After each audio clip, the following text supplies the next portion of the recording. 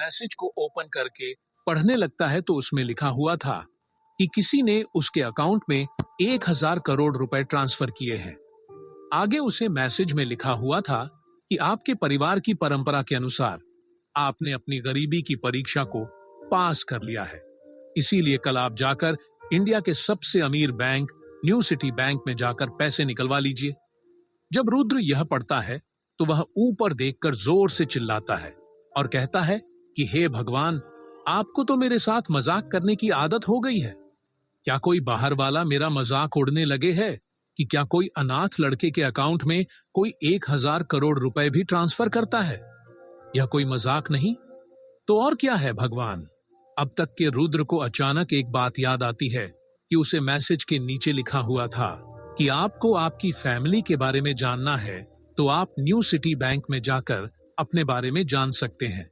जब रुद्र को यह बात याद आई तो वह कहता है कि मेरी तो कोई फैमिली ही नहीं है, तो फिर मेरे साथ ऐसा क्यों किया जा रहा है।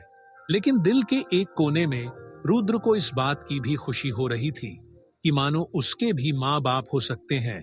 अगर ऐसा हुए तो कोई भी उसके अनाथ होने का कोई मजाक नहीं उड़ेगा और उसे ताने नहीं मिलेंगे कि रुद्र एक अनाथ है।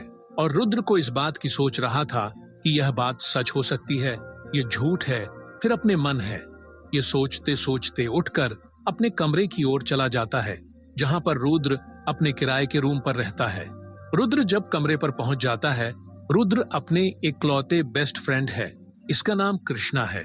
कृष्णा दिल्ली की जानी मानी फैमिलीज में से एक अग्रवाल का बेटा है। कृष्णा ने कभी भी रुद्र की गरीबी का मजाक नहीं उड़ाया है। हर कोई कृष्णा से उसके पैसों के लिए दोस्ती करता है।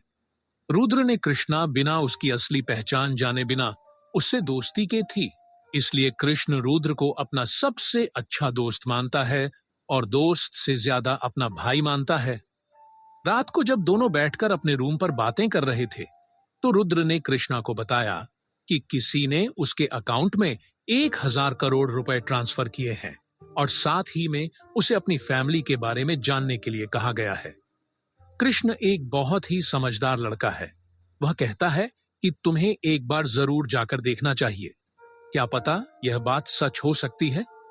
रुद्र उस मैसेज के बारे में सोचते सोचते लेट जाता है कि क्या बातें सच हैं या झूठ है, कि कल वह एक बार जरूर बैंक में जाकर देखेगा।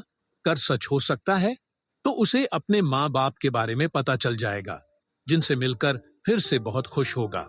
वहीं दूसरी तरफ पिंकी रुद्र की अपने रास्ते से हटाने के बारे में सोच रही थी कि राहुल उसे कहता कि डार्लिंग, चिंता मत करो, बस तुमने कह दिया तो कल देख लेना कि मैं रुद्र के साथ क्या करता हूं।